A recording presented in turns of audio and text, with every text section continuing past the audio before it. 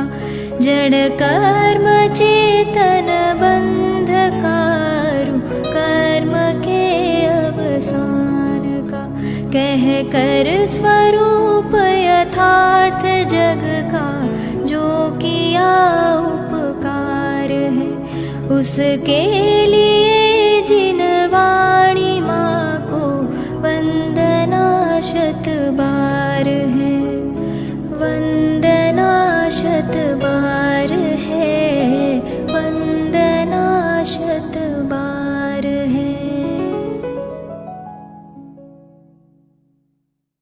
सिद्धेभ्यः वन्दितु सौवसिद्धे, भुवमचलमणोवमं गदिं पत्ते, वोच्छामि समयपावुड मिन्नमो सुधकेवली गणिनं, नमः समय साराय स्वानुभूत्या चकासते, चित्स्वभावाय भावाय सर्वभावान्तरच्छिदे, अनन्तधर्मणस्तत्त्वं पश्यन्ति प्रत्यगात्मनः, अनेकान्तमयी मूर्तिर्नित्यमेव प्रकाशताम्। समय सार परमागम आचार्य अमृतचंद्र कृत आत्मख्याति टीका सहित सर्वविशुद्ध ज्ञानाधिकार,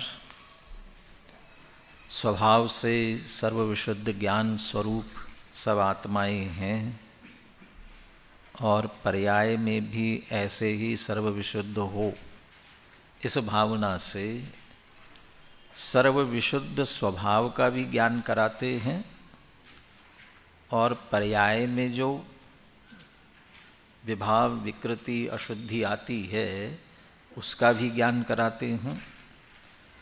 वह अशुद्धि क्यों आई, कैसे दूर होगी, इसका भी ज्ञान कराते हैं। अध्यात्म में भेद विज्ञान की दृष्टि से रागादि विकारी परिणाम पुद्गल के ही हैं। ये जीव अजीव अधिकार में काफ़ी तर्क युक्तियों से सिद्ध किया था। मोहन कम्म सुदया, मोहन कर्म के उदय से उत्पन्न हुए जो रागादि हैं वे भी सभी पुद्गल के ही अचेतन हैं। कहते जीवोत्ति उच्चंती, उन्हें जीव कैसे कहा जा सकता है। इस रूप में उनका भेद विज्ञान कराया। कोई कदाचित ये माने कि ये हमारे है ही नहीं, इसलिए इनके कर्ता भी हम नहीं हैं, इनसे कोई हमारा लेना देना नहीं है, ऐसा मान करके उनके नाश का उद्यम न करे तो उसके लिए कहना चाहते हैं कि नहीं, रागादि विकारी भाव जीव में ही उत्पन्न हुए हैं, जीव के ही चिद विकार है, जीव के विकारी परिणाम हैं, उसकी जिम्मेदारी पूरी जीव की ही है। उनका कर्ता जीव स्वयं ही है। तो भाव कर्म का कर्ता जीव है, इस बात की सिद्धि पीछे की गई थी। अब कोई माने कि नहीं ये तो परद्रव्य के कारण से ही उत्पन्न होते हैं, इसलिए परद्रव्य पर ही कोई जिम्मेदारी डाल रहा हो, अब उसका निषेध कर रहे हैं। और वहाँ से ज्ञाता ज्ञेय के भेद विज्ञान से बात आते आते अब ये प्रकरण चल रहा है कि वास्तव में देखा जाए राग द्वेष की उत्पत्ति परद्रव्य के कारण से नहीं होती है, जीव के ही अपने अज्ञान भाव से होती हैं।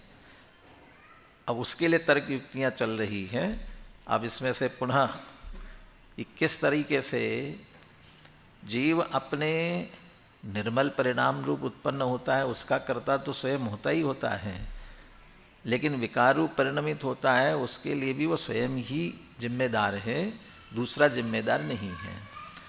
तो इसको अन्य द्रव्यों पर भी घटित करते हुए इसकी चर्चा करते हैं। 372 नंबर की गाथा और इसकी उत्थानिका 219 नंबर के कलश में है, जिसकी अपन ने कल चर्चा की थी। तो हम पहले उत्थानिका वाला कलश का पद्यानुवाद पढ़ लेते हैं, फिर गाथा प्रारंभ करेंगे। 219 का पद्यानुवाद बोलिए। तत्व दृष्टि से राग द्वेष भावों का भाई, करता धरता कोई अन्य नहीं हो सकता। क्योंकि है अत्यंत प्रगट यह बात जगत में, द्रव्यों का उत्पाद स्वयं से ही होता है। अमृतचंद्राचार्य ने तत्व दृष्टि से देखने की बात की। वस्तु स्वरूप से देखो, वस्तुओं को वस्तुओं की तरफ से देखो, निमित्त नैमित्तिक भाव से एक दूसरे में व्यवहार से संयोग से जो बात करते हैं उन पर ध्यान मत दो। अब से कुंद आचार्य उसी बात को अब गाथा में कहते हैं, 372 नंबर की गाथा। अन्न दवियेण अन्न दवियस्सनो कीरये गुणो पावो, तम्मादु संवदौवा उपज्जन्ते सहावेन। अभी पीछे गाथाओं का समूह पढ़ते आ रहे हैं, अधिक अधिक गाथाओं का, इसलिए यहाँ एक गाथा पढ़ते हुए कुछ अधूरा सा लग रहा है, ऐसा लगा एक ही गाथा है, लेकिन फिर आगे चल करके फिर वापस वही सामूहिक गाथाओं का क्रम आएगा। अन्न दवीयेन अन्न दवीयस्स गुण पावो नो कीरये।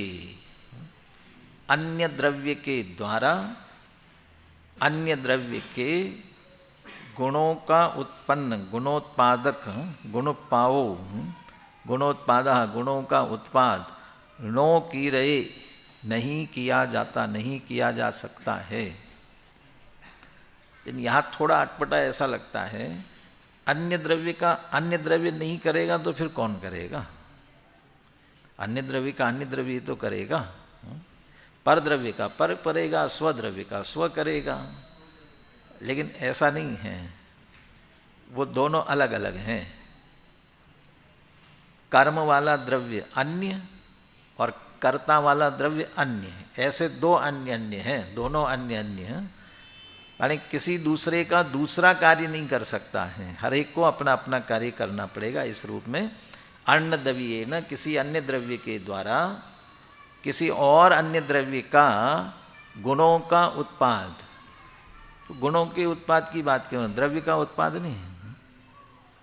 तो एक वो पीछे बात आई थी कि वह जीव जो करता नहीं है ना, वो पर्याय रूप कार्य है उनको तो नहीं करता है, लेकिन द्रव्य का करता है। सांख्यों के अकर्तापने की जहाँ बात थी वहाँ एक तर्क दिया था कि द्रव्य का करता है, तो उसमें भी निषेध किया था। द्रव्य में क्या करोगे भी, जीव द्रव्य तो असंख्यात प्रदेशी अनादि नित्य है, तो उसमें कुछ किया ही नहीं जाना। असंख्यात प्रदेश में न घटना है न बढ़ना है, और जो नित्य होता है उसके लिए कर्तापना होता ही नहीं है, तो उसमें क्या करोगे। तो दव्वपागो नहीं, द्रव्यों के उत्पाद की बात नहीं है। और गुणोत्पाद माने गुणों की जो परिणमन हो रहे, गुणों की जो पर्याय हो रही है, वो गुणोत्पादों के रूप में कहना चाहते हैं।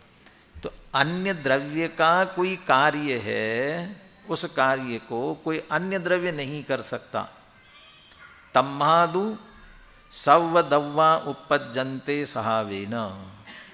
इसलिए ये निश्चित होता है कि सब द्रव्य स्वभाव से उत्पन्न होते हैं। अब यहाँ स्वभाव से उत्पन्न होते का अर्थ स्वभाव नहीं है, स्वभाव है। अब स्वभाव नहीं है, स्वभाव है का मतलब स्वभाव माने निर्मल परिणाम ही वो, ऐसा नहीं है सारे द्रव्य निर्मल पर्याय रूप से उत्पन्न होते, मलिन होते ही नहीं है, ऐसा अर्थ नहीं। सहावेण उपज्जन्ते, स्वभाव से ही उत्पन्न होते हैं, निर्मल रूप ही परिणमन करते हैं, ऐसा अर्थ नहीं है। बल्कि निज भाव से, अपने ही भाव से उत्पन्न होते हैं, दूसरा उसको उत्पन्न करने वाला नहीं है। कर्ताकर्म अधिकार में गाथा आती है, वहाँ भी इसी तरह से कहा, अप्पाणमेव करेदि वेददि अप्पाणमेव। अपने को ही करता है, निश्चय से एवं, निश्चय की अपेक्षा देखा जाए तो आत्मा अपने को ही करता है और अपने को ही भोगता है। और उसमें टीका में जो बात ली गई है वह ससंसार और निस्संसार, ये दोनों अवस्थाओं को पकड़ लिया। माने संसार अवस्था हो चाहे मोक्ष रूप अवस्था हो, ये दोनों कार्य आत्मा अपने स्वयं ही करता है और स्वयं ही भोगता है। माने अपने को संसार रूप कर रहा है तो स्वयं ही कर रहा है, भोग रहा है उसे, और मुक्त रूप भी कर रहा है तो स्वयं ही कर रहा है। और फिर वहाँ जैसे उदाहरण के रूप में लिया समुद्र की उत्तरंग और निस्तरंग अवस्था, तो समुद्र की उत्तरंग अवस्था हो चाहे निस्तरंग अवस्था हो, दोनों वो समुद्र स्वयं ही कर रहा है और स्वयं ही भोग रहा है। ये स्वयं ही उत्तरंग कैसे उछलेगा, कैसे उत्तरंग माने बहुत बड़ी बड़ी लहरें उठ रही हैं, तो लहरें उठने वाली अवस्था को समुद्र अपने आप कैसे करेगा? नहीं, ये हवा का चलना और नहीं चलना, ये निमित्त होने पर भी उत्तरंग अवस्था हो रही तो हवा का चलना निमित्त है, और निस्तरंग शांत है तो हवा का नहीं चलना ही निमित्त है। ऐसा होने पर भी समुद्र ही स्वयं अपने को उत्तरंग या निस्तरंग अवस्था रूप करता है और उस अवस्था को भोगता है। बाकी तो चूंकि वह पानी ही सर्वत्र उस रूप परिणमित हो रहा है, उस रूप में वहाँ लेते हुए स्पष्ट किया। कुछ कुछ उसी तरह की चर्चा यहाँ पर भी है। सहावीण निज भाव से, तो उसका निर्मल परिणाम है, उस भाव से तो उत्पन्न होता ही होता है, लेकिन मलिन भाव से भी हो रहा है तो स्वयं ही उत्पन्न होता है। लेकिन जब हम स्वभाव पर्याय और विभाव पर्याय की बात करते हैं, पर्याय दो तरह की, स्वभाव पर्याय विभाव पर्याय, व्यंजन और अर्थ दोनों में लगा लेना। स्वभाव पर्याय किसे कहेंगे, विभाव पर्याय किसे कहेंगे, दोनों में लग जाएगी व्यंजन और अर्थ में। जो पर निमित्त के बिना सहज स्वयं हो रही है वो स्वभाव पर्याय, और पर निमित्त से हो रही है, मलिन हो रही है, विकारी हो रही है, वो विभाव पर्याय। पर निमित्त से हो रही है, लेकिन किस में हो रही है, कौन हो रहा है उस रूप से, वो स्वयं द्रव्य हो रहा है। ये कहना चाहते हैं सव्व दव्वा सहावेन उपजन्ते, सब द्रव्य अपने वो चाहे मलिन चाहे निर्मल परिणाम से ही स्वयं उत्पन्न होते हैं, दूसरा दूसरे में नहीं कर सकता, दूसरा दूसरे रूप से उत्पन्न नहीं हो सकता। बहुत सारी कर्ता कर्म अधिकार में बहुत सारी गाथाएं, नवी उपजदी, नवी गिन्नदी है, और क्या 3 शब्द दिए ना, नवी परिणमदी, नवी गिन्नदी, नवी उपजदी, परदव पज्जाए, नानी जानंतो विहु, अनेव्यम कम परिणामम पोगल कम फलम सग परिणामम। चाहे स्वयं के परिणाम को जाने, कर्मों को जाने, कर्म के फल को जाने, लेकिन उसमें न तो परिणमित होगा, न उत्पन्न करेगा, न ग्रहण करेगा, कुछ नहीं कर सकता। और पुग्गल दव्वम पितः, पुद्गल द्रव्य भी उसी तरह अपने में होगा, उत्पन्न होना, परिणमना, ग्रहण करना, जो कुछ भी अपने में होगा, जीव में वो कुछ नहीं कर सकेगा। तो जो कुछ होना है सबका अपने अपने में ही होना है। गाथार्थ है, अन्य द्रव्य से अन्य द्रव्य के गुणों की उत्पत्ति नहीं की जा सकती है। गुणों की उत्पत्ति का अर्थ लेना पर्याय, क्योंकि गुण में तो कुछ उत्पन्न करना ही नहीं है ना, माने पर्याय, दूसरे की अवस्था, दूसरों के कार्य नहीं किए जा सकते। इससे यह सिद्धांत प्रतिफलित होता है कि सर्वद्रव्य अपने अपने स्वभाव से, इसके लिए अपन वो स्वभाव कहते हैं, हमारा निर्मल परिणाम की तरफ ध्यान जाता है, इसलिए कहना स्वभाव से उत्पन्न होते हैं, अपने निज भाव से ही उत्पन्न होते हैं। बोलिए गाथा पद्यानुवाद बोलिए।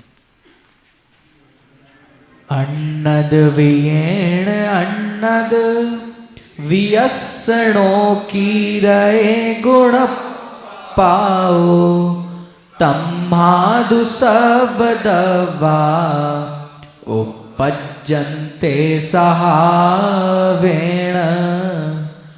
गुणोत्पादन द्रव्य का कोई अन्य द्रव्य नहीं करे, क्योंकि सब ही द्रव्य निज निज भाव से उत्पन्न हो। जो पीछे कर्ता कर्म अधिकार को याद किया था कि जो उत्तरंग निस्तरंग अवस्था समुद्र की, हवा का चलना नहीं चलना निमित्त है, लेकिन कर्ता नहीं है, भोक्ता नहीं है। व्याप्य व्यापक भाव का अभाव और भाव्य भावक भाव का अभाव। चूँकि हवा चले भले ही, लेकिन हवा स्वयं उस रूप नहीं हो रही है, इसलिए हवा नहीं कर रही है। हवा नहीं चल रही है तो भी वो शांत समुद्र जो हो रहा है उस रूप हवा नहीं परिणम रही है। तो वैसा परिणमन होना वो समुद्र का स्वयं का है। ऐसे कर्म का उदय निमित्त, कर्म का अनुदय निमित्त नहीं होना, कर्म का उदय का नहीं होना, ये निमित्त होने पर भी जीव की जो संसार अवस्था, विकार रूप अवस्था, मलिन अवस्था, राग द्वेष रूप अवस्था जो हो रही है, उस अवस्था रूप से जीव स्वयं परिणम रहा है। कर्म का कुछ नहीं है उसमें, कर्म उस रूप नहीं हो रहा है। और यदि कर्म करेगा तो फिर कर्म को उसमें व्यापना पड़ेगा, कर्म को उस रूप होना पड़ेगा, तो कर्म उस रूप होता नहीं है। उसी तरह का तर्क यहाँ दे रहे हैं टीका में। न च जीवस्य परद्रव्यम रागादीन उत्पादयति इति शंक्यम। ऐसी शंका मत करो, सोचो भी मत ऐसा। कैसा? अब संस्कृत में थोड़े शब्द जो होते हैं ना, क्रम कोई निश्चित नहीं होता है, आगे पीछे दिया जा सकता है। तो जीवस्य रागादीन लगाना पड़ेगा। जीवस्य रागादीन, जीव के रागादि को परद्रव्यम उत्पादयति, परद्रव्य उत्पन्न करता है, इति न शंक्यम। ये जीव तो बेचारा बिल्कुल भोला भाला सहज द्रव्य है, वो तो बेचारा कुछ नहीं करता है, वो उद्यम नहीं करता है, वो उसको ये परद्रव्य है ये कराते हैं। तो इसमें तो राग द्वेष नहीं होते हैं, परद्रव्य राग द्वेष कराते हैं। ऐसा अपने आप को टोडरमल जी ने भी कहा ना, स्वयं तो महंत रहना चाहता है और दोष कर्मादि को देना चाहता है। ऐसा कोई परद्रव्य पर ही दोष दे रहा हो कि परद्रव्य जीव के रागादि को उत्पन्न करते हैं, इति न शंक्यम, ऐसी शंका मत करो। बिल्कुल ऐसी शंका मत करो। इसका अर्थ है निशंकपने ये स्वीकार करो, रागादि का उत्पादक जीव स्वयं है। ये निष्कर्ष निकालेंगे। क्यों मत करो ऐसा? अन्य द्रव्येन अन्य द्रव्य गुणोत्पाद करणस्य अयोगात, किसी दूसरे द्रव्य के द्वारा किसी दूसरे द्रव्य की अवस्थाओं का उत्पन्न करना असंभव है, अशक्य है, हो ही नहीं सकता है, अयोग्य। सर्वद्रव्याणाम स्वभावेनैव उत्पादात, सब द्रव्यों का अपने अपने निज निज परिणामों से ही उत्पाद होता है। जीवो ही तावत क्रम नियमित आत्म परिणामैर उत्पद्यमानो जीव एव न अजीवा, और अजीवोपि तावत क्रम नियमित उत्पद्यमानो अजीवा एव न जीवा। वो जो क्रम नियमित है ना, उसमें निर्मल भी हो सकता है, मलिन भी हो सकता है, किसी भी तरह के हों। जीव के हैं तो जीव रूप रहने वाले हैं, अजीव के हैं तो अजीव रूप रहने वाले, एक दूसरे रूप नहीं होंगे। स्वभावेन एव उत्पादात। कैसे? तथा ही, ऐसे दृष्टांत सहित स्पष्ट करते हैं। आचार्यों के पास वही मिट्टी का घड़ा ही है, और तो है नहीं। कभी कभी बहुत कम सोने के घड़े का उदाहरण कदाचित आएगा, सोना वगैरह का, सोना चांदी आएगा तो ज़्यादातर मिट्टी के घड़े का ही उदाहरण देते हैं। मृत्तिका कुंभ भावेन उत्पद्यमाना किम कुंभकार स्वभावेन उत्पद्यते किम मृत्तिका स्वभावेन।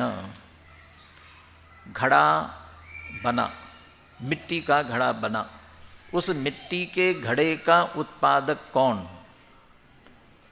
कहीं जाकर के पूछो किसी को भी सामान्य रूप से, घड़े का कर्ता कौन है, घड़े का उत्पादक कौन है, मैन्युफैक्चरर कौन है? उत्पादक मैन्युफैक्चरर होता है, कौन है उत्पादक? कौन कहा जाएगा?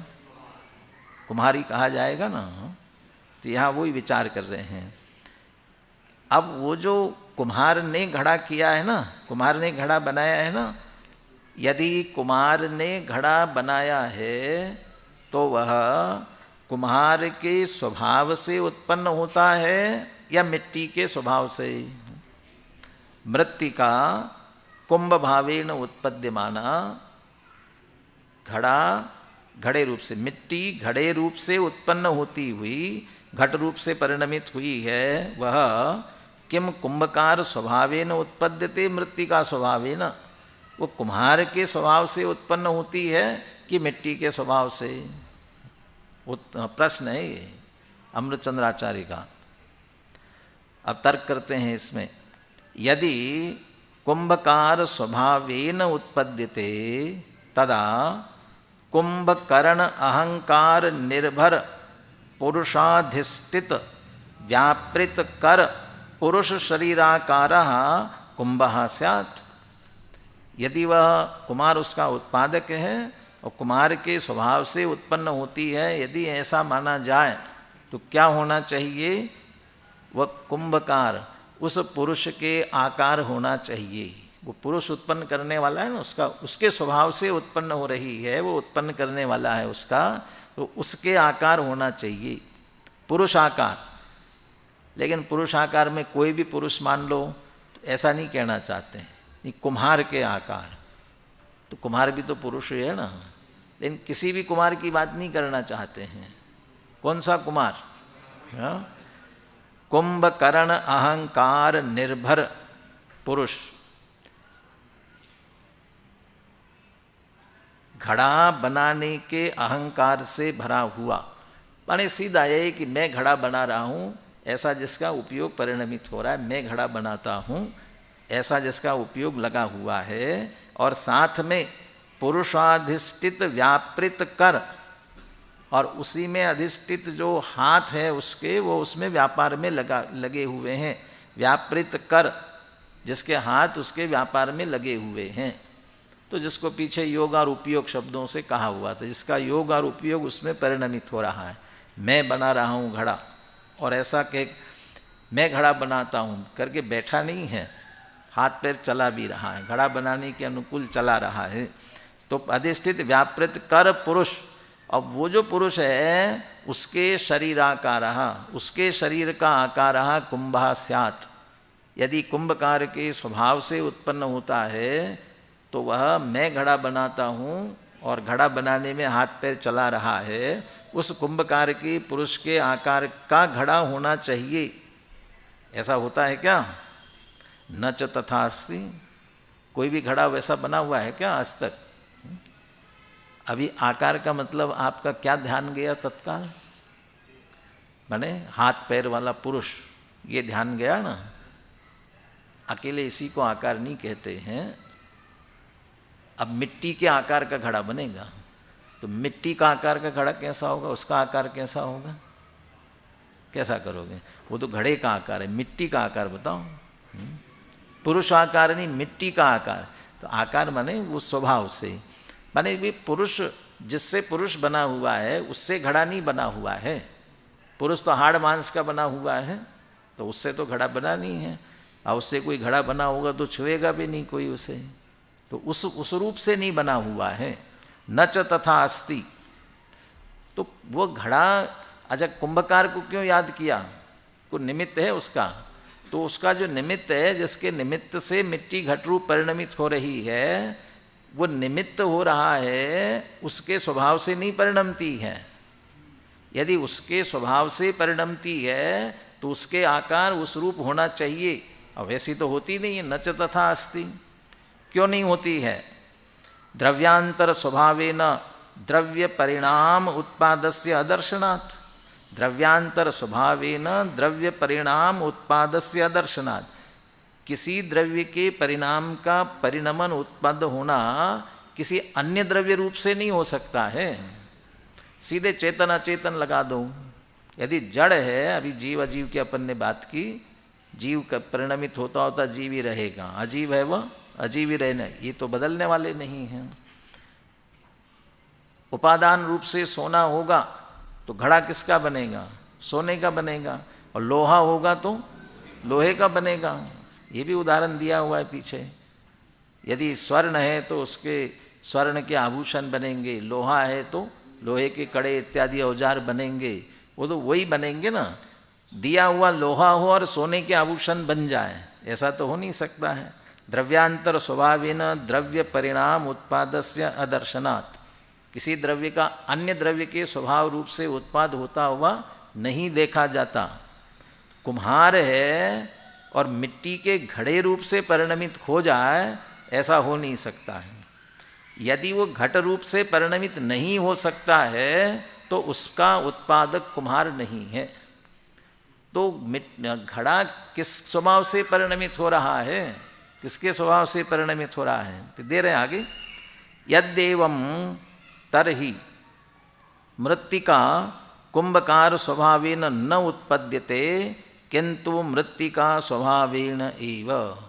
इसका अर्थ है वह मृत्तिका कुंभकार स्वभावेन न उत्पद्यते, मिट्टी कुंभकार के स्वभाव रूप से उत्पन्न नहीं हो रही है। वो तो कुम्हार का जो भी पुरुष आकार है, हाड़ मांस का बना हुआ जो कुछ है, वो उस रूप से उसका परिणमन हो रहा है। वैसा परिणमन वो मिट्टी का नहीं होगा, घड़े का नहीं होगा। और घट रूप से परिणमित जो मिट्टी हो रही है वैसा कुंभकार का नहीं होगा। तो मृत्तिका कुंभकार स्वभावेन न उत्पद्यते किंतु मृत्तिका स्वभावेन एव, वो घट रूप से परिणमन है, वो मिट्टी के स्वभाव का परिणमन है, निज भाव का ही परिणमन है, मिट्टी का ही है, बस उसी रूप से वो परिणमित होती है।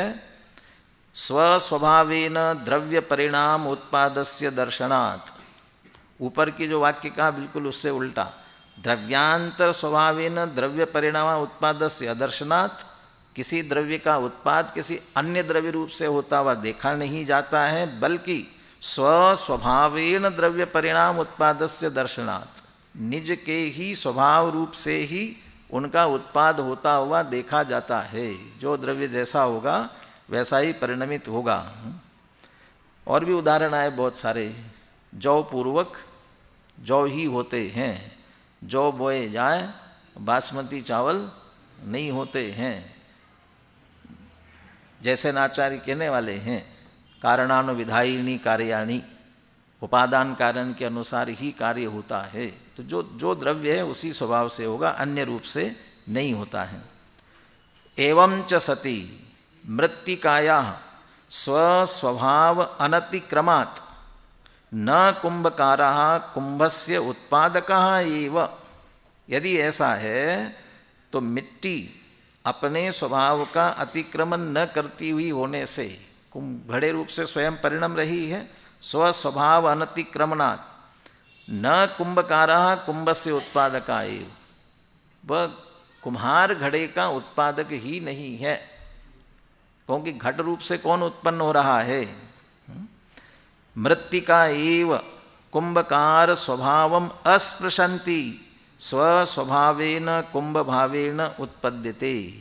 मिट्टी ही कुंभकार के स्वभाव का स्पर्श न करती हुई निमित्त है, निमित्त पने का निषेध नहीं है, लेकिन उसमें से कुछ न लेते, कुम्हार में से क्या लिया, कुम्हार में से कुछ भी न लेते हुए, बल्कि कुंभकार के स्वभाव को स्पर्श भी न करते हुए, कुम्हार अपनी जगह है, स्वस्वभावेन कुंभभावेन उत्पद्यते। मिट्टी का ही अपना जो घड़े रूप से परिणमन हो रहा है, उस रूप से कुंभ भाव से वो उत्पन्न होती है। मिट्टी स्वयं ही होती है, अपने स्वभाव से कुंभकार के स्वभाव का स्पर्श भी नहीं करती। कुम्हार कुम्हार में है, मिट्टी मिट्टी में है, और मिट्टी परिणमित होते हुए घट रूप से परिणमित हो जाती है। पीछे ये भी तर्क दे दिया है ना, यह परिणमति स कर्ता, जो उस रूप परिणमित होवे वो उसका कर्ता है। मिट्टी घट रूप से परिणमती है। अभी योगदान की बात की जाए, किसका कितना योगदान है। हमें लगता है कि कुम्हार कितनी मेहनत कर रहा है, कितनी कष्ट उठा रहा है। कुम्हार का कष्ट ज़्यादा है कि मिट्टी का कष्ट ज़्यादा है? मिट्टी की क्या स्थिति हो रही, दोपहर की कक्षा में बात आई थी ना। वो घट रूप से परिणमने के लिए मिट्टी ने जो किया है, कुम्हार तो बाहर ही बैठा हुआ है, वो तद्रूप परिणमन में उस मिट्टी को खदान में से खोद के लाया गया, तो खोदी गई, और खोद के लाने के बाद में पानी में उसे गलाया गया। पानी में गलाने के बाद में पैरों से नीचे कुचला गया, अच्छी तरह से बनाने के लिए, उसे अच्छी मुलायम बनाने के लिए, पिंड बनाने के लिए। पिंड बनाने के बाद चाक पे रखा गया और चाक को बहुत तेज़ी से घुमाया गया। थोड़ा कुम्हार को खोदते, ला करके आते, पानी में गलाते, और नीचे पैरों के नीचे कुछ किया, कुछ नहीं। और ये सब कौन सह रहा है? अभी नहीं हुआ। फिर उसको आकार देने के लिए वो अंदर हाथ दिया, ऊपर से ठुकाई की, फिर बनने के बाद में धूप में रखा, और सूखने के बाद में फिर आगी में तपाया। इतना होने के बाद वो घट बन करके, और इस सब में वो वहाँ पीछे कर्ता कर्म अधिकार में ऐसे भी शब्द दिए, आदि मध्यांत। आदि मध्य अंत में वो घट के उस पूरी यात्रा में आदि मध्यांत में वो मिट्टी व्याप रही है। कुम्हार कहीं नहीं है, न खदान में था, न चाक पे था, न भट्टी में था, कहीं नहीं था। वो तो बाहर दूर बैठ करके, तो अपने आप जा रहा है क्या? कि निमित्त तो है ना, निमित्त कौन मना कर रहा है? निमित्त है, तब भी मिट्टी ही अपने स्वभाव से घट रूप से परिणम रही है। कुम्हार में से उसने कुछ नहीं लिया है। यदि कुम्हार में से थोड़ा सा भी आए ना, तो उस घड़े को कोई लेगा भी नहीं। गलती से उंगली कट जाए और उंगली का कुछ हिस्सा किसी घड़े में आ जाए और वो देखने में आ जाए, तो कोई लेगा? पानी भरेगा उसमें? ये तो खराब हो गया, तो उसका हिस्सा उसमें आ गया। वो बिल्कुल सारा मिट्टी का ही स्वभावी न, तो कुम्हार में से कुछ भी न लेते हुए वह मिट्टी ही घट रूप से स्वयं उत्पन्न होती है, अपने गुण रूप से, अपने कार्य रूप से, अपने पर्याय रूप से स्वयं उत्पन्न होती है। इसका अर्थ है घड़े का उत्पादक, कुंभ का उत्पादक कौन है? मिट्टी स्वयं है, कुम्हार नहीं है। ये कहना चाहते हैं। एवं, अब सिद्धांत प्रकटित करते हैं, एवं सर्वाण्यपि द्रव्याणि स्वपरिणाम पर्यायेण उत्पद्यमानानि किम निमित्तभूत द्रव्यांतर स्वभावेन उत्पद्यते किम स्वस्वभावेन। अब ऐसा ये उदाहरण दिया। अब कहते सब द्रव्यों पर लगाओ, सारे द्रव्यों पर। गुरुदेव ने तो लिखा सारे द्रव्य का मतलब क्या? अनंत जीव, अनंत आनंद पुद्गल, एक धर्म, एक अधर्म, एक आकाश और असंख्यात काल द्रव्य, वो सब पे लागू करो। सर्वाण्यपि द्रव्याणि, ये सारे द्रव्य स्वपरिणाम पर्यायेन उत्पद्यमानानि, अपने निज पर्याय से उत्पन्न होते हुए, किम निमित्तभूत द्रव्यांतर स्वभावेन उत्पद्यते किम स्वस्वभावेन, जो कुछ उनका कार्य हो रहा है वह अपने ही परिणमन से होते हैं, कि जो उसमें निमित्त हो रहा है कदाचित दूसरा द्रव्य, उसके स्वभाव से उत्पन्न होते, स्वस्वभाव से। विचार करो। अब दोनों वही तर्क जैसे पीछे दिया कुम्हार पर घटित किया, वैसे वो सब द्रव्यों पर भी घटित करते हैं। यदि निमित्तभूत द्रव्यांतर स्वभावेन उत्पद्यन्ते तदा निमित्तभूत परद्रव्याकारः तत्परिणामः स्यात्। यदि निमित्तभूत अन्य द्रव्य के स्वभाव से उत्पन्न होते हैं, उसमें से कुछ ले करके उत्पन्न होते हैं, उसके बिना नहीं होते हैं, तो फिर निमित्तभूत परद्रव्य आकार तत्परिणाम, वो जो परिणमन उस वो कार्य है वो निमित्तभूत परद्रव्य के आकार होगा, उस रूप होगा। न च तथा अस्ति, ऐसा तो हो नहीं रहा है। सब द्रव्यों का जो कुछ भी परिणमन हो रहा है वह किस कारण से हो रहा है? सब द्रव्यों का जो परिणमन हो रहा है किस निमित्त से हो रहा है? किसके कारण से? निमित्त रूप से कौन है? हाँ जी, काल द्रव्य है ना। यदि काल द्रव्य के निमित्त से सबका परिणमन हो रहा है, तो फिर सबको कैसे होना चाहिए? निमित्त रूप ही होते हैं यदि माना जाए तो काल द्रव्य के आकार हो जाना चाहिए। और काल द्रव्य कैसा होता है? क्या दिया वो एक के जो ठिया हुई एक का गाथा रैणानम राशि में, वहाँ क्या गाथा क्या है पूरी? लोया या सपदेश है, लोया या सपदेशे एक के जेठिया हु एक का रैणाणम राशि में ते कालाणु असंख्य वाणी। कालाणु कौन है? कालाणु माने परमाणु, एक प्रदेश पे आ रहा है ना एक एक काल द्रव्य, और उसके निमित्त से परिणाम हो रहा है। तो काल द्रव्य के आकार सबको हो जाना चाहिए, काल द्रव्य रूप होना चाहिए। तो एक एक परमाणु रूप हो जाएंगे क्या? काल द्रव्य रूप हो जाएंगे। जीव पुद्गल गमन रूप परिणमित होते हैं, किसके निमित्त से? जीव पुद्गल गमन रूप परिणमित होते हैं, किसके निमित्त से? धर्म द्रव्य के। तो सबको धर्म द्रव्य के आकार हो जाना चाहिए, लेकिन न च तथास्ति, ऐसा हो नहीं रहा है ना। तो इसलिए द्रव्या क्यों नहीं, ऐसा क्यों नहीं होता है? द्रव्यांतर स्वभावेन द्रव्य परिणाम उत्पादस्य अदर्शनात्। पुनः दोहराया, क्योंकि अन्य द्रव्य के स्वभाव से किसी अन्य द्रव्य का उत्पाद होता हुआ नहीं दिखाई देता। यदि एवं तरहि न सर्वद्रव्याणि निमित्तभूत परद्रव्य स्वभावेन उत्पद्यन्ते किंतु स्वस्वभावेनैव। इसका अर्थ है सारे ही द्रव्य निमित्तभूत परद्रव्य के स्वभाव से उत्पन्न नहीं होते हैं, बल्कि निज स्वभाव से ही उत्पन्न होते हैं। स्वभाव स्वस्वभावेन द्रव्य परिणाम उत्पादस्य दर्शनात्, क्योंकि सबके निज स्वभाव से ही उत्पन्न होता उत्पाद होता हुआ दिखाई देता है। अभी दृष्टांत पर घटित किया घड़े पर, फिर घटित किया सारे द्रव्यों पर, और ये सब किसके लिए कर रहे हैं? रागादि का उत्पादक जीव स्वयं है, ये बताने के लिए। अब उस बात पर अब आते हैं। एवं च सती, भैया ये नियम सारे द्रव्यों पर लागू हो रहा है, और सारे द्रव्यों में तुम भी आते हो, जीव द्रव्य भी उसी में शामिल है। तो वह नियम यूनिवर्सल जो दुनिया का नियम है, तो वो माने सबका, पूरे विश्व का वो नियम जीव पर भी लागू होगा।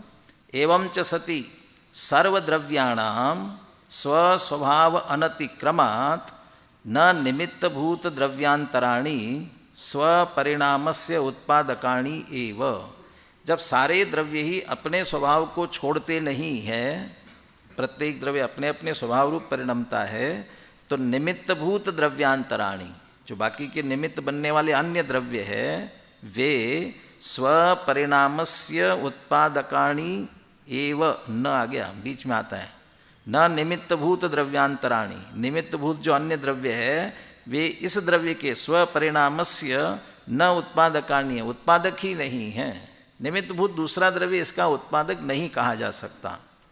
सर्वद्रव्याणि एव निमित्तभूत द्रव्यांतर स्वभावम अस्पृशन्ति, सारे ही द्रव्य निमित्तभूत अन्य द्रव्य के स्वभाव को स्पर्श न करते हुए स्वस्वभावेन स्वपरिणाम भावेन उत्पद्यन्ते, सभी निज निज भाव से ही, अपने ही परिणाम से ही उत्पन्न होते हैं। अतः न परद्रव्यम जीवस्य रागादीनाम उत्पादकम उत्पश्यामः। अब यहाँ क्रम सही कर दिया, उधर क्रम आगे पीछे था परद्रव्य का, यहाँ वाक्य में क्रम सही है। न परद्रव्यम, कोई दूसरे द्रव्य, यहाँ परद्रव्य माने क्या लेना चाहते हैं? रागादि के उत्पादक परद्रव्य नहीं है। कौन परद्रव्य? और तीन चीजों की चर्चा आ रही है ना परद्रव्य में। हाँ? विषय, ये पांच इंद्रिय के विषय, तो इनको देख करके राग उत्पन्न हुआ, ऐसा नहीं है। द्रव्य कर्म, मोह कर्म के उदय से राग उत्पन्न हुआ, ऐसा नहीं है। और शरीर, टोडरमल जी ने तो कहा देह में एकत्व बुद्धि इसलिए अनुकूल प्रतिकूल मानता है, तो ये भी कारण नहीं है, ये कोई नहीं है। परद्रव्यम जीवस्य रागादीनाम उत्पादकम न उत्पश्यामः। आचार्य कहते हैं ये सिद्धांत, ये वस्तु स्थिति, और ये अमृतचंद्र आचार्य का वाक्य है ना, तो अमृतचंद्र आचार्य तो उत्थानिका में लिखते हैं, उत्थानिका वाले श्लोक में, तत्व दृष्टया, तात्विक दृष्टि से हम देख रहे हैं तो पर द्रव्य राग द्वेष का उत्पादक है ही नहीं। तो तो ये वो तात्विक दृष्टि दे दी कि प्रत्येक द्रव्य किस तरह से अपने अपने स्वभाव से ही अपने अपने निज परिणाम से ही उत्पन्न होते हैं। मिट्टी है, मिट्टी रूप से ही परिणमती है, कुम्हार है, कुम्हार रूप से परिणमता है। ऐसे सारे द्रव्य निज निज परिणामों से उत्पन्न, हाँ निमित्त बनते हैं, एक दूसरे के कारणों में सहज निमित्त बनते हैं, लेकिन निमित्त वाला द्रव्य दूसरे द्रव्य रूप नहीं परिणमता, और जो निमित्त वाला द्रव्य नहीं परिणमता स्वयं द्रव्य निमित्त रूप से नहीं परिणमता। दोनों अपने अपने रूप से परिणमते हैं। तो जीव द्रव्य भी इसी तरह से, इसमें राग द्वेष हो रहे हैं तो इसका उत्पादकम पर द्रव्य को न उत्पन्न हम तो नहीं देखते हैं, क्योंकि हम तत्व दृष्टि से देख रहे हैं, और जो देख रहा है वह इस तत्व दृष्टि को स्वीकार नहीं कर रहा है, वो विपरीत मान रहा है। अतः न परद्रव्यम जीवस्य रागादीनाम उत्पादकम उत्पश्यामः यस्मै कुप्यामः, जिससे कि हम उस पर क्रोधित हो। किस पर? परद्रव्य पर। परद्रव्य को दोष दे, दुनिया सारी परद्रव्य को दोष दे करके उसको हटाओ, जुटाओ, मिटाओ, कुछ न कुछ लगी हुई है। जो अच्छे लगे उसको जुटाओ, राग हुकता है तो उसको लाओ, यदि बुरे हैं उसको हटाओ, नहीं तो मिटाओ, कुछ न कुछ जिसमें लगा रहता है, पर द्रव्य में करने में लगा रहता है। कहते हम तो उसका किंचित मात्र भी दोष नहीं देखते हैं। टोडरमल जी ने भी एक उदाहरण दिया कि हमारे जो भी विकारी परिणाम हो रहे हैं इसका निमित्त कर्म पर, उनने ये दिया कि भाई पर द्रव्यों का दोष मत देखो, कोई जो निमित्त हो रहा है ना पर दूसरा, वो निमित्त नहीं है, तुम्हारे कर्म का उदय। जैसा वो क्षमा, उत्तम क्षमा धर्म का छंद सुनाया, ते कर्म पूरव किए खोटे, सहे क्यों नहीं जियरा, अति क्रोध अग्नि बुझाए प्राणी। भाई तुम्हारे साथ ही जितना दुर्व्यवहार कर रहा है ना, वस्तु छीने, बांध मार, बहुविधि करे, घरते निकारे, तन विदारे, ये जो कर रहा है ना, इसके साथ न क्रोध करो न वैर धारण करो, क्योंकि ये कुछ नहीं कर रहा है। तुमने जो पूर्व में कर्म किए हैं वो तुम्हें आकर के फल दे रहे हैं।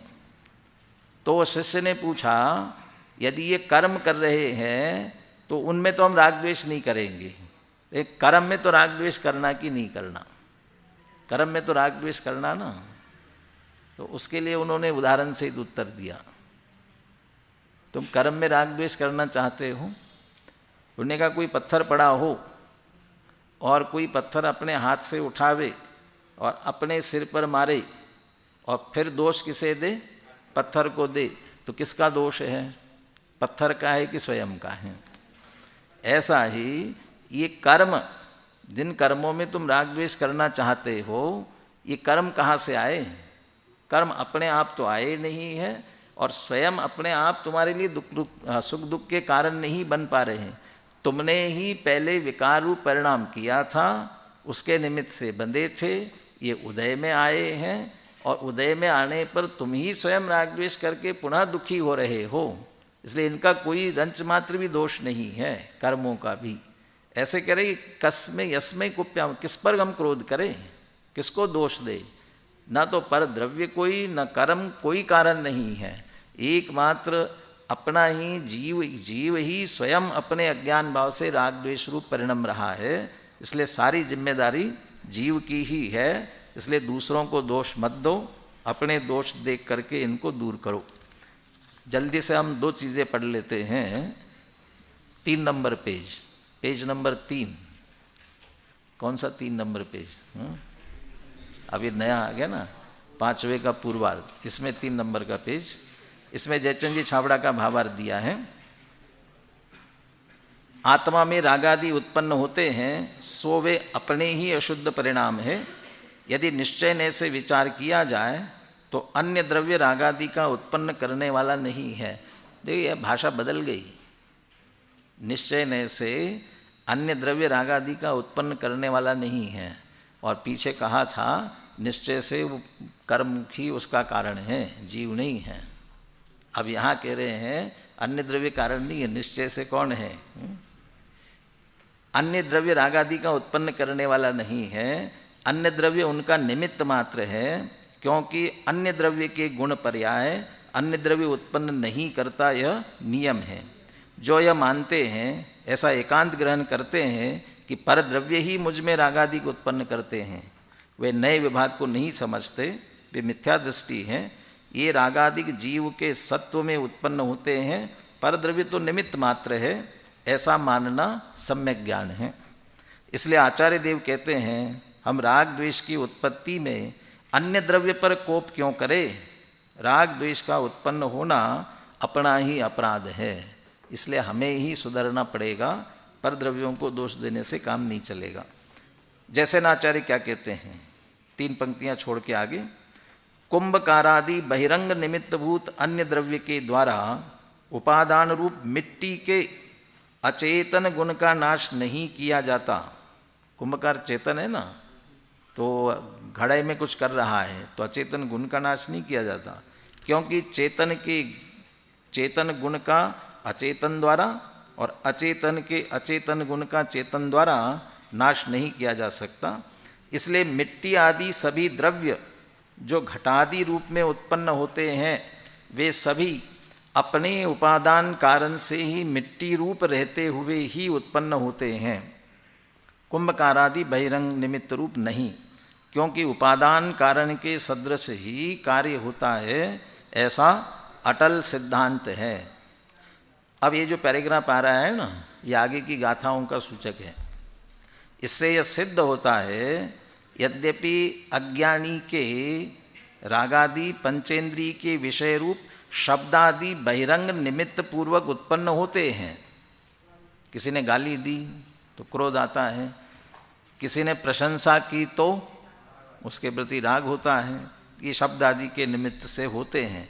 तथापि वे रागादि चेतन मात्र जीव स्वरूप ही है, शब्दादि रूप अचेतन नहीं, यह भावार्थ है। और आगे शब्द रूप गंध इन सब पर घटित करके बहुत सारी गाथाएं आगे आने वाली हैं। थोड़ा सा और 6 नंबर पेज पर गुरुदेव का भी उद्धरण थोड़ा सा पढ़ते हैं। ये अटल सिद्धांत भाई, यह महासिद्धांत है कि प्रत्येक द्रव्य अपने स्वभाव से ही अपने अपने स्वकाल में होने योग्य पर्याय के रूप में परिणमित होता है, ऐसी ही द्रव्य की पर्यायगत योग्यता है। इसमें पर द्रव्य का कुछ भी कर्तृत्व नहीं है। भगवान केवली के केवल ज्ञान में जगत के सर्व अनंत पदार्थ स्वतंत्र स्वसहाय परिणमते देखे गए हैं। प्रत्येक द्रव्य अपनी पर्याय से स्वयं स्वतंत्र ही परिणमते हैं। द्रव्य में गुण तो त्रिकाल नित्य स्वसहाय हैं ही, उनकी एक एक समय की पर्यायें भी स्वसहाय ही हैं। द्रव्य के स्वभाव से ही स्वतंत्र उत्पन्न होती है, अन्य द्रव्यों से नहीं। उसे उत्पन्न करने के लिए कितनी ताकत लगी है पता है? इतनी व्यवस्थित, जैसे कोई बहुत बड़ी मशीनरी में बहुत छोटे से छोटे वह एक एक चीज़ हर जगह यहाँ जहाँ के तहाँ ही हो, इसके लिए कितनी व्यवस्था व्यवस्थित बनाई हुई होती है। ऐसे ही भाव शक्ति अभाव शक्ति, भाव भाव शक्ति अभाव अभाव शक्ति, भाव अभाव अभाव भाव, ये सारे जो है ना छहों ओर से इतना उसे बांध देती है। और ये प्रत्येक द्रव्य में अपने आप ही, किसी दूसरे ने नहीं किया, ऐसी सहज शक्तियाँ हैं जिसके कारण वो पर्याय अपने समय में सहज उत्पन्न होती हैं। अरे पर की सहायता की जरूरत नहीं है, उस द्रव्य की सहायता की जरूरत नहीं है। वो स्वयं द्रव्य उसे रोकना चाहे तो, जैसे वो मशीनरी चल रही है और मशीन में ऑटोमेटिक सब चल रहा है, कोई दूसरा अचानक आकर के उसको रोकना चाहे वो तो नहीं रोक सकता, लेकिन वो मशीन स्वयं उसको अचानक रोकना चाहे तो भी नहीं रोक, ऑटोमेटिक चल रहा है, वो वैसे ही चलने वाला है। वो द्रव्य तो आधार रूप स्वद्रव्य उसका उस द्रव्य का ही परिणमन, इसलिए द्रव्य के आधार रूप में रहेगा, लेकिन स्व समय उत्पन्न होने के लिए उसे कोई भी रोकने वाला नहीं है। भाई, यह महासिद्धांत आचार्य देव ने इस गाथा में सिद्ध किया है। अहो, यह सरस एवं अलौकिक गाथा है, जिसका परम सौभाग्य होता है। ऐसे भव का अभाव करने वाले महासिद्धांत उसी के कान में पड़ते हैं। ये हमारे लिए सर्टिफिकेट दे रहे हैं क्या? जिनका परम सौभाग्य होता है, ऐसे भव का अभाव करने वाले महासिद्धांत उसी के कान पड़ते हैं। इन सिद्धांतों को समझने के लिए भी महापुरुषार्थ चाहिए।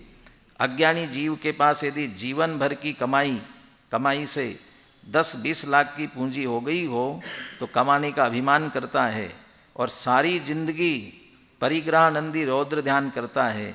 परंतु भाई यह तो जीवन हार जाने की बात है, क्योंकि तुम्हारा परिणमन ही नहीं उसमें, वो अपनी योग्यता से आया हुआ है। इसलिए हम अपने राग द्वेष की उत्पत्ति का कारण स्वयं को स्वीकार करते हुए अपने अज्ञान भाव को दूर करने का प्रयास करना चाहिए।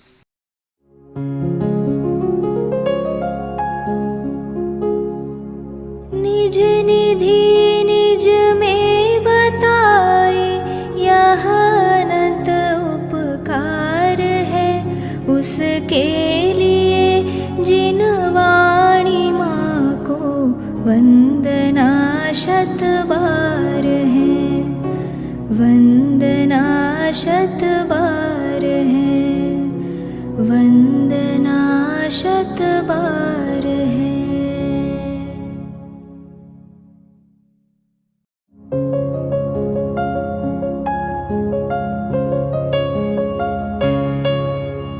हे जिन वाणी भारती तो ही जपो दिन रैन, जो तेरी शरणा गहे सो पावे सुख चैन। जा वाणी के ज्ञान ते सूझे लोकालोक, सो वाणी मस्तक नवो सदा देत हो ढोक, सदा देत हो